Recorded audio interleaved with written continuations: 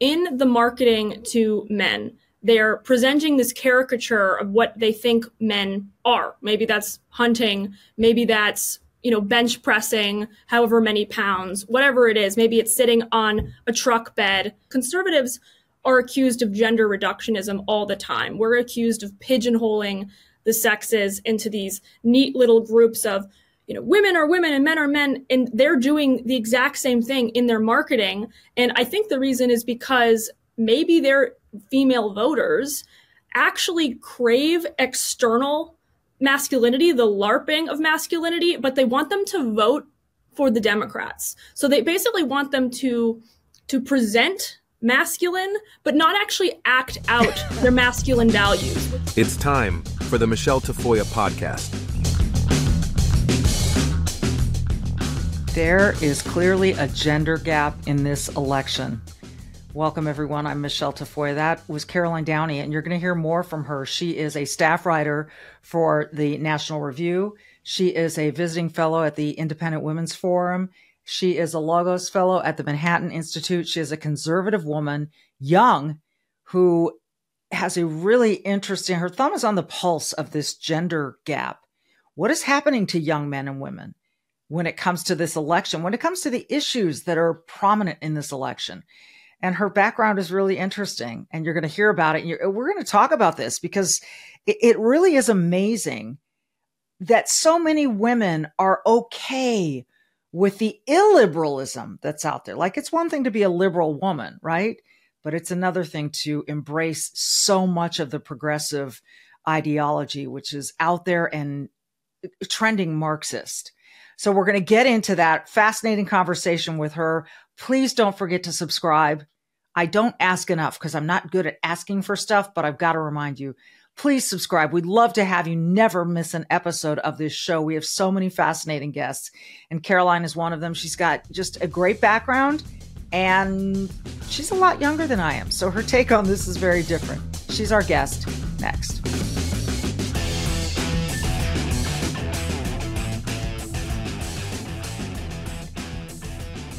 Caroline, welcome. It's great to meet you for the first time, and I've been a fan of your writing, and so I got this particular article, and it caught my attention for multiple reasons. I think people don't expect women to write about Trump in the way that you wrote about Trump, and that he's kind of he's there for the boys, like he's there for the guys. What made you want to write this piece to begin with? Well, I, like many traditional conservatives, recognize that there has been a war on men for the last probably decade, reached a fever pitch, I would say, during the Brett Kavanaugh confirmation hearings, the Me Too movement. Obviously, there was an appropriate reckoning to happen when it comes to, legitimate cases of male predation in the workplace or sexual assault. All of those things are we're not trying to, as conservatives, diminish the power of, women standing up for their own spaces and their own rights. But we can also recognize that men have been demonized unnecessarily by this culture. And I think what we're seeing, the electoral split right now between Kamala Harris and Trump, is an indication of just how severely the left specifically has alienated men, has basically pushed them out from society and made them to feel guilty, like they need to basically pay reparations symbolically or, tangibly for being men. And they are the bedrock of our society. They do the manual labor that, women don't often want to do, although they have the freedom to do those specific roles and occupations.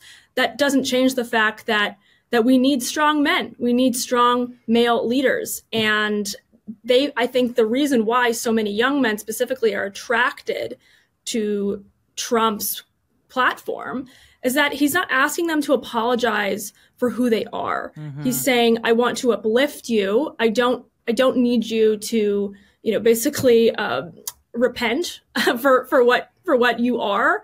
And I mean, if you've noticed all of the Kamala Harris advertising to men so far, it's really quite pathetic because it's clear they don't want to have to recruit men. Obviously, they're trying to, I mean, the whole campaign caters to women, just the way it's been structured. Yeah. But the race is so close that they have to get anyone they can. And fortunately, men are solidly in the bag for Trump. And so the marketing has consisted of either pandering with silly stereotypes of manhood, caricatures, whether that's barn jackets, trucker hats, LARPing. Camo.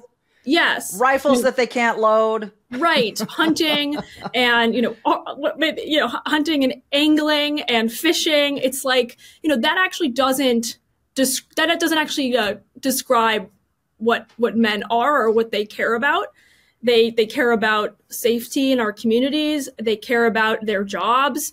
They care about their just being allowed to have male strength. And Trump, unfortunately, represents that way more than Kamala Harris does. And Tim Walz, he's kind of been the token, as well as Doug Emhoff. They've been the token kind of stand-ins for what masculinity, and if it was reformed, this would look like. Yeah. We can all remember the Jen Psaki interview. You've sort of redefined masculinity, she says to Doug Emhoff. We've seen Tim Walz. He's not, some people have come out on the left and said, this is my idea of masculinity. I don't understand how. I think you and I can probably drill down on this and get some answers here together. But this divisiveness between men and women, this attack on men. I remember when Hillary Clinton used to say there was a war on women. Well, now there is a war on men. We can look at Trudeau in Canada, always wearing the shirt that says the future is feminine, and acknowledging every single person on the gender spectrum, that he can two-spirit and all of this. And is it just, the people that want to divide, and there are people who want to divide us. They're dividing us racially. They're dividing us now into various colors. It's not just black and white. It's black, brown, and white. And then this male-female thing. There's no suggestion by anyone, I think, on the conservative side, that all men need to be WWE fighters. But no, there does seem to be a suggestion on the other side that all men should be more like soy boys. Right. And so this is what they're trying. They're trying to walk and chew gum at the same time. In the marketing to men, they're presenting this caricature of what they think men are. Maybe that's hunting. Maybe that's, bench pressing however many pounds, whatever it is. Maybe it's sitting on a truck bed, farming. Okay. These are the stereotypes that they are putting forward, which shows just how disconnected they are from men, right? Because conservatives are accused of gender reductionism all the time. We're accused of pigeonholing the sexes into these neat little groups of, women are women and men are men, and they're doing the exact same thing in their marketing.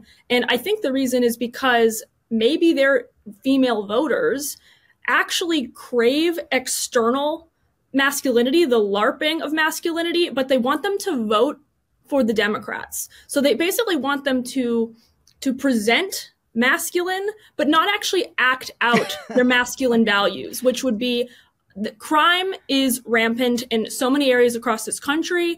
Who has let that go? Kamala Harris's radical defund the police policies, which she introduced in California. She clearly governed on, or she was a part of that regime.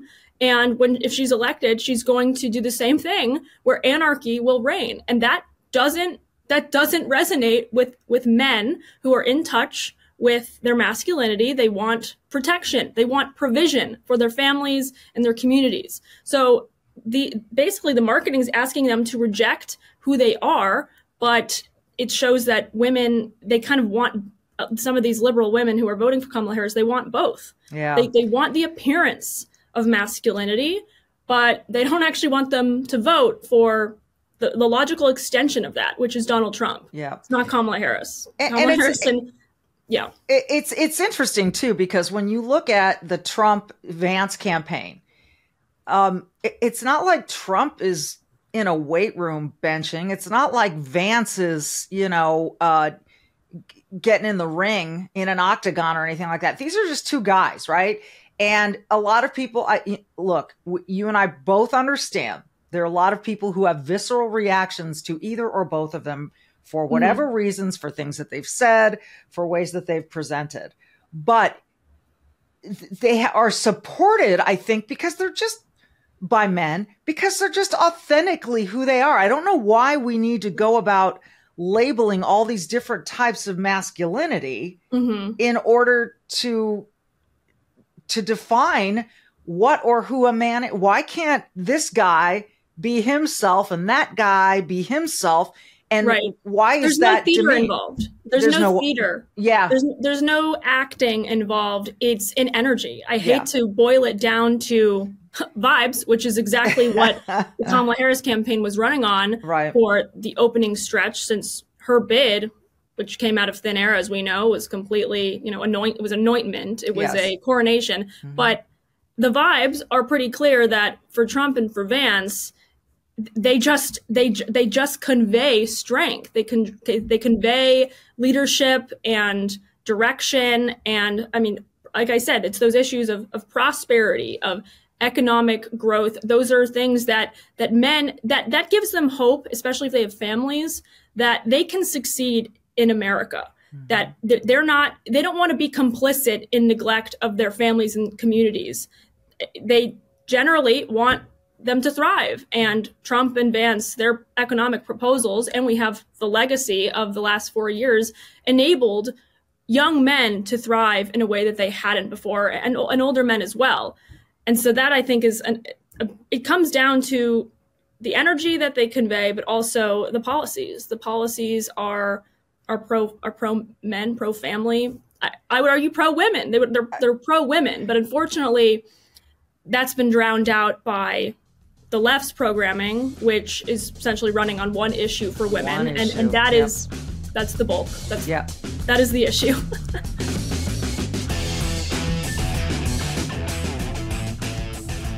All of this, I know, makes it tough to sleep at night, but I have found something that is helping me sleep better. It is called Sleep Cream, and I can't speak highly enough about it. And let me point out, first of all, the spelling of it. Sleep, C-R-E-M-E, like creme, but we call it Sleep Cream. It is helping me. I had shoulder surgery, you know that, and it's helping me sleep past some of those times where I wake up in pain. So, and I know a lot of people that are using this. Okay, so what is Sleep Cream, and how can a cream help you sleep? Well, it's really a revolutionary product, brand new, made of all natural ingredients and with pure CBD crystals. And yes, you simply rub it on sensitive skin areas right at bedtime. So like the insides of your forearms, the inside of your elbows, the bottoms of your feet. You will feel relaxed in a matter of minutes, and you'll get the best sleep you've had in years. I know that I do. Even my daughter uses it. And best of all, guaranteed to work or your money back, no questions asked. And again, I know what you're thinking. How can a cream help me sleep better? And again, I'm telling you, if you want an all-natural way to sleep better, you got to try Sleep Cream. And maybe you've heard all kinds of mixed messages about CBD, but I'm here to say that Sleep Cream uses only pharmaceutical-grade pure CBD crystals with 0 THC, and it's made right here in the USA. Now, you might think this is too good to be true, but what have you got to lose? Try it for yourself. With a 100% money-back guarantee, I mean, the only thing you have to lose is more sleepless nights. Go to sleepcream.com. That's sleep, CREME.com. And use code GAMEDAY to save some money on checkout. Best sleep ever? Sleepcream.com, CREME.com. Sleepcream.com. Use the code word GAMEDAY and save a little cash, and have a great night's sleep, everyone.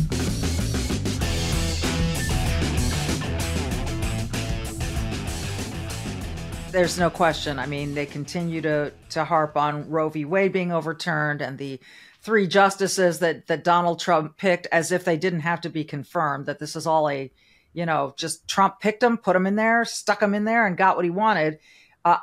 Clearly that was Trump's intention, but I don't think it was his intention to create abortion bans. And this is one topic that really irks me. I'm here in Minnesota, where it's been pretty much codified. You can't ban abortion here. At the same time, they've gone totally off the deep end the other way. Don't let anyone tell you that there aren't abortions up to 9 months. There have been, and there have been at least 8 botched abortions where the infants were left to die. So this is documented, and they keep denying it, but it is the truth. I think most people want reasonable, common sense stuff. But we're being pushed in that other direction, like abortion is the end all be all. Why does this work with so many women when so few women actually have abortions? Well, right. That's the interesting thing. I think the programming starts early, but it's really solidified in college because, the college campus, I mean, it's just no secret at all that hookup culture prevails there. It is, sexual degeneracy is pretty common among my generation. And I think they've bought into the teaching that this is actually liberation, that this is freedom, and that you cannot succeed in America as a woman if you do not have that fail-safe, that, get out of jail free card, that is abortion. And I think that shows you how effective that cultural messaging was, because, I even know conservative women who struggle with this because, they really do believe that, it is a major obstacle and handicap to your life rather than something that enhances your life, child rearing and having children and building a family. It used to be pretty understood, I think, in America that, you could build a life and with children and actually would make everything better, getting married at a reasonable young age and then having children. These are not handicaps to your happiness.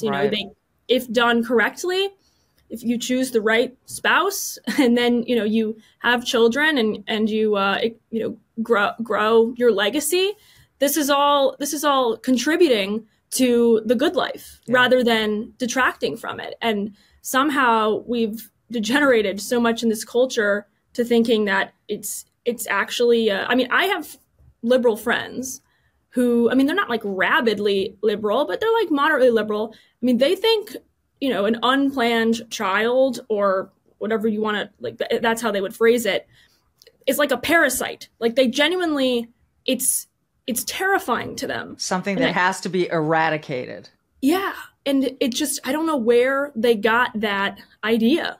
I think it starts, probably in the family. It starts with your parental influence.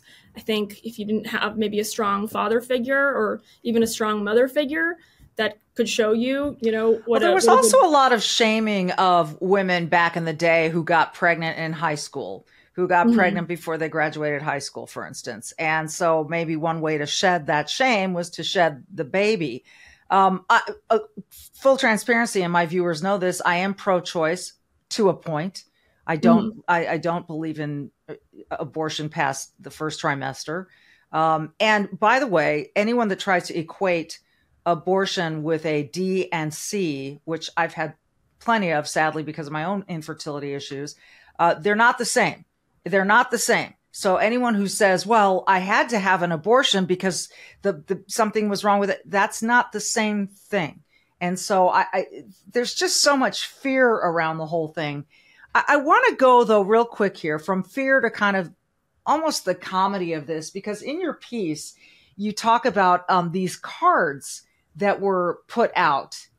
There's notes at basketball games, urinals, and bars. Your vote is private, one card reads. You don't need to tell your boys you're voting for Harris Walz. And there are another card reads, Trump gives girls the ick. Vote Harris, get laid. Who's producing these? It's the influencers that the Democratic Party or Kamala Harris campaign may or may not have enlisted formally. We don't know if they're officially affiliated, but we know that there are young influencers on both the Trump side and the Harris side that are trying to get out the vote among Gen Z. And there's this one individual, Harry Sisson. He's the most prominent. He very much is advocating and lobbying on behalf of Harris with the young men. And this is the strategy he thought would be compelling to them, which is essentially to assume that they are pigs, sexual pigs, and to debase his own sex by placing these cards in, like I said, stereotypical male venues, and to basically bribe them or threaten them or warn that if you elect Donald Trump, you won't have access to OnlyFans. You won't, get laid. Yeah. You won't get your body count might be lower under a Kamala or a Donald Trump administration or something. That's basically the effect, is that we know that men are just looking for one thing, right? And it's like, okay, you really are not assuming the best of the demographic you're trying to court right now, number one. And number two, it's kind of it's very low, right? Mm-hmm. Like, this is not inspiring. This does not assume that young men are intelligent actors and decision makers that vote based on their futures and their interest. It's like, oh no, we want immediate sexual gratification. Obviously, that's how we work as young men. And well, okay, this is the elevator pitch to you. It's like, you may not get as many women because all women are progressives. So if you don't, toe the line and be progressive like them, well, you're not going to get. Oh, that's an interesting aspect of it too. That women are voting for Harris Wall, so you really should too if you want to get along. The number of men I met throughout college who were pretending to be liberal so that they could have a better chance at dating was astronomical. Really? Astronomical. And how could you tell they were pretending? Because they would tell me, because I was one of the outspoken conservative women, and I had a couple other friends we went to a liberal arts college in Massachusetts, deep blue Massachusetts, and there were a few other friends, female conservatives, and we would all have the same experience. Our friends became groups of guys because they were the only ones that weren't repulsed by our politics, and we felt like we could be comfortable with them. Yeah. And they would tell us flat out, well, I'm dating so-and-so, or, I'm in the dating market right now, and I can't talk about what I actually feel, what I'm convicted about, or I just kind of go along with her ideas. It's like, and I know this for a fact because I have some very staunch conservative male friends even now who feel like they have to compromise politically to find a significant other. And maybe that doesn't mean relinquishing their values, but it means suppressing them. Yeah. It means being quiet. So, because they want to build a family and they feel like their odds are dramatically lower now than ever before of doing that.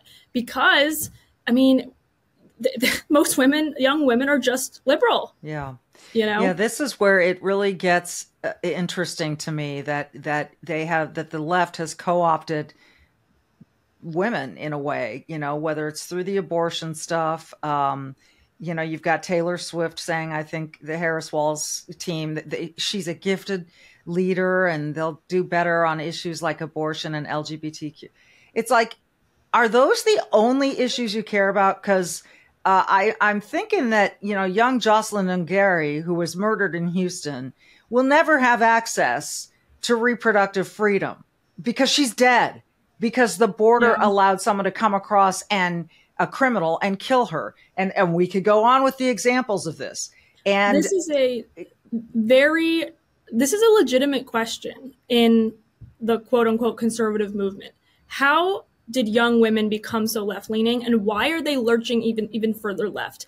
I know it's been talked about ad nauseum. Well, maybe it's because of third wave feminism and the what side is third wave feminism? Define that, because I haven't heard that term before.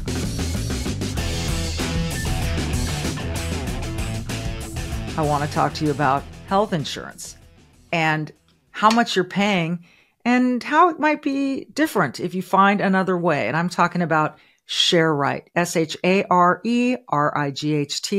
If you're feeling overwhelmed by the increasing cost of health insurance, you are not alone. And I'm sure you've had enough of not having control over your healthcare dollars. Well, here's ShareRight, healthcare done the right way. At ShareRight, you're not just a number, you're part of a caring community, and forget about paying excessive premiums. With ShareRight, you stand to save 30 to 50% compared to health insurance. Think about what you could do with all those savings.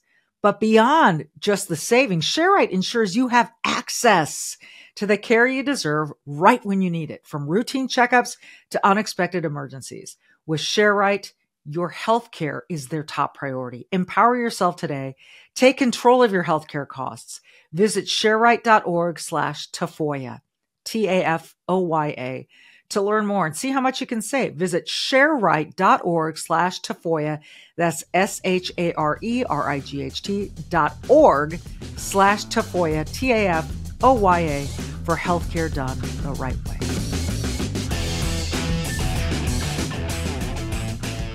I know it's been talked about ad nauseum. Well, maybe it's because of third wave feminism and the what side is effects third wave of that. feminism? Define that, because I haven't heard that term before. The last stage of feminism that essentially, what the idea was that sexual liberation is what we're striving for. And I mean, I've read many feminist writers, but actually the LGBT craze that we're seeing kind of permeate into K through 12 schools, gender ideology as a concept is actually the last stage in some feminist authors' mind. It's not just free sex where, you know, women and men are kind of, they treat sex. It's almost like, you know, women approach sex the same way as men, where it used to be that commitment was the price of sex for men, but feminism kind of obviously erased that idea. Right. And so now we're all in this like supposedly equal playing field. But actually what they were advocating for was a genderless society. The eradication of gender, period, is what they wanted. They thought gender was kind of the final frontier, and that is where we are right now. Yeah. So it's all coming true. It's, you know, that was particularly clairvoyant on their part. That was their goal. But yeah, I mean, in the context of college, which again, I keep appealing to because I was a college student not that long ago, I know that the sexual degeneracy and hedonism that has taken over my generation, whether that's, you know, young men with porn addictions, which is causing all kinds of other issues. I mean, we could talk about that for a long time. You know, ED is way up in young men. Or it's, you know, women basically wanting commitment and realizing that they do desire relationships. But the problem is sex has been offered to men on a silver platter because that's what feminism said is the best scenario, right? If it's just free and accessible and easy. But commitment was the price of sex traditionally in former eras, and now it no longer is. So it's degraded both sexes, both women and men, and the way they interact with each other is terribly disordered. Right. I mean, young men I know are very skeptical of women, and many young women are very skeptical of young men. And I would argue it's because of this breakdown of basically a proper sexual order, where things were much more kind and we assumed better of the other gender, right? Yeah. And there was chivalry. Yeah. There was a respect for the other sex. I don't see that anymore.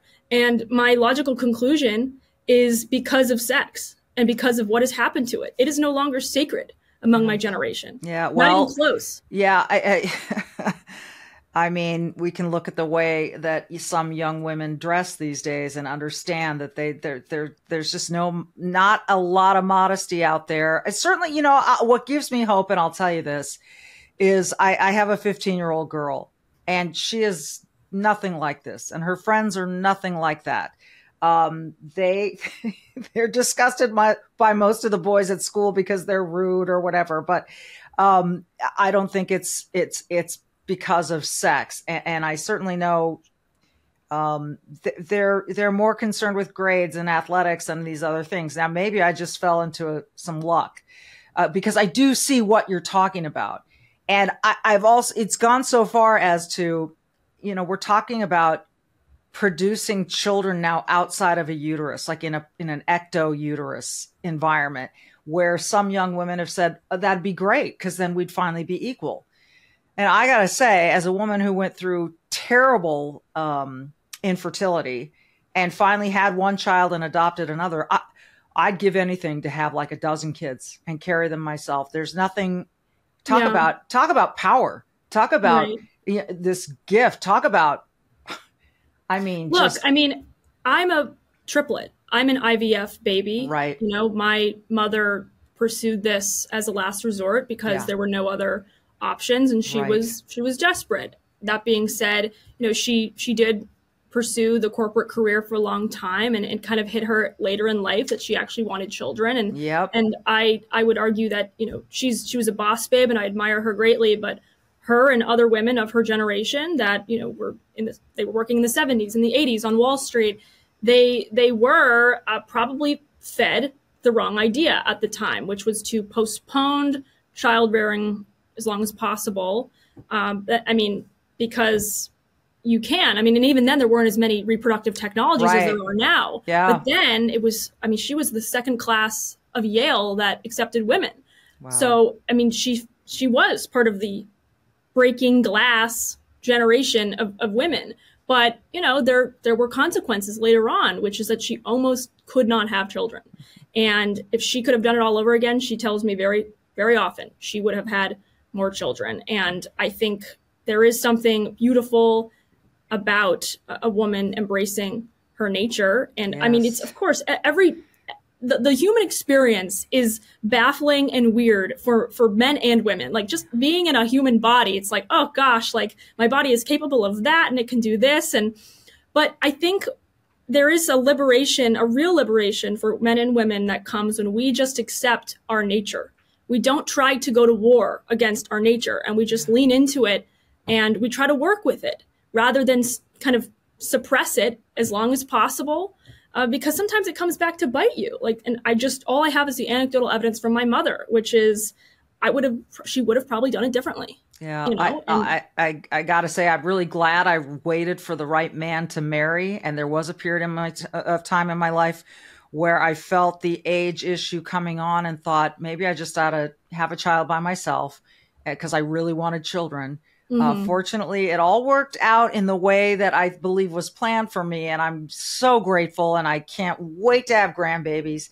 But I think I think we've just gotten you put it really well, like we're at war with ourselves. And I remember saying to someone recently, and he happens to be a sports psychologist, and I said, it's really hard to be human.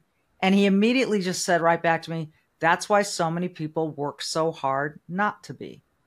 And you know, say it's either a blessing or a curse. And yes, if you view it as a blessing, I do think life might get easier. Yeah.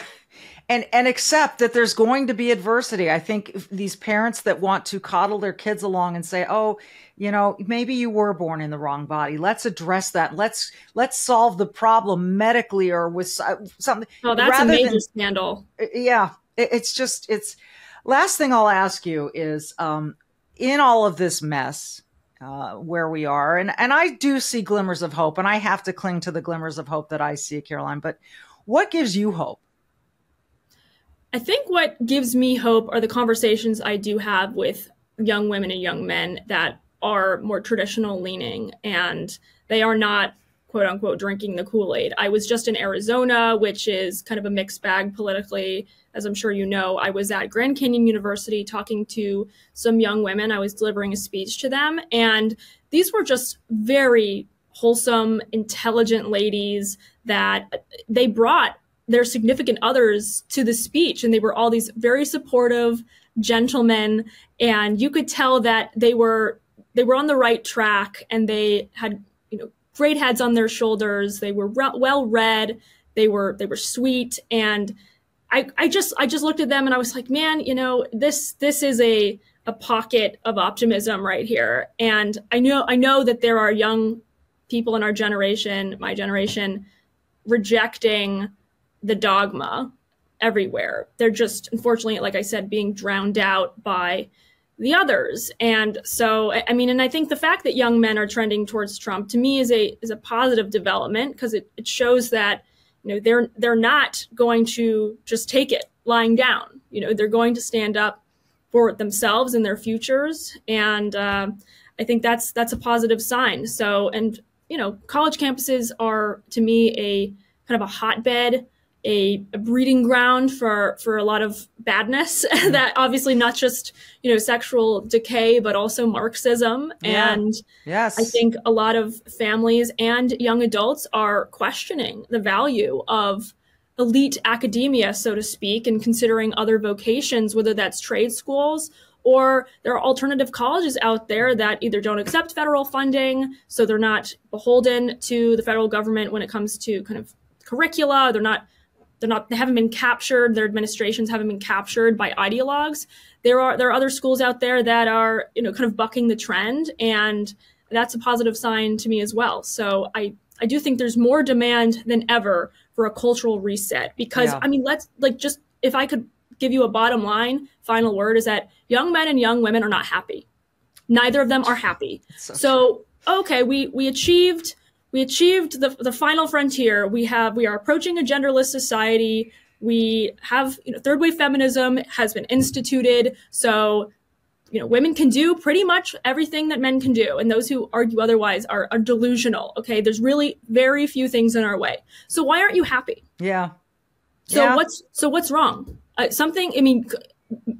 Men and women are all on dating apps and they report a lot of discontent with that. They are miserable. Everyone I talk to, most of them are miserable, at least the ones that are not, kind of conservative minded. And the data is clear that conservative women tend to be happier. So why is that, And I guess that's my question is where do we go from here? Where do we go from here? I have one last question for you. And this is just kind of a one-off that I thought of as I was talking to you and you said you were a triplet.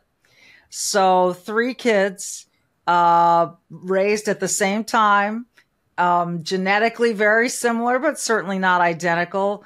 Do you all have the same points of view? Yes. And I attribute that to my parents. I know it sounds cliche to say that. It's true. I was indoctrinated or I'm a conservative woman. Therefore, all of my ideas came from my father because that's how the patriarchy works. The patriarchy. Right. It's like I have no problem at all admitting that my environment shaped me. Yeah. I respected the hell out of my parents because they were teachers, they were authority figures, and frankly, they were very intentional about drilling the fundamentals down from a very young age. And there was an emphasis on history at the dinner table. There was an emphasis on issues. The whole household was the life of the mind. We were all involved in the life of the mind. My parents were voracious readers. My dad used to hand me the Wall Street Journal after he read a particularly compelling article. And he's like, I'll come back to you in half an hour to see what your thoughts are. This was the household, right? And so, my brothers and I are all conservative because of the way we were raised. And, there's a Crosby, Stills, Nash and Young song I love called Teach Your Children. And that in a nutshell is what you have to do. And I know parents do their best and sometimes they send them off to college and they still come back, for lack of a better word, indoctrinated. And that's really hard because, listen, young people are inundated on a daily basis from all angles, whether that's in high school and K through 12, in college, from social media, pop culture, with progressivism. Yeah. And to resist that, you have to have a really, really strong foundation. Yeah. Sorry, I'm shaking the table. Really strong foundation at home, I think. I totally agree with you. I totally agree with you. And well done by your parents. They taught their children well. Caroline, it's been a pleasure. I'm sure we'll talk to you again because you've written some great stuff and you write on some really topical, things that are going on right now that are important and relevant. And I enjoy your take. So thanks so much for joining us. Thank you so much, Michelle. I really appreciate it. Again, you can find her at National Review Online. She is Caroline Downey. I am Michelle Tafoya. Be brave, do good, and we will see you next time.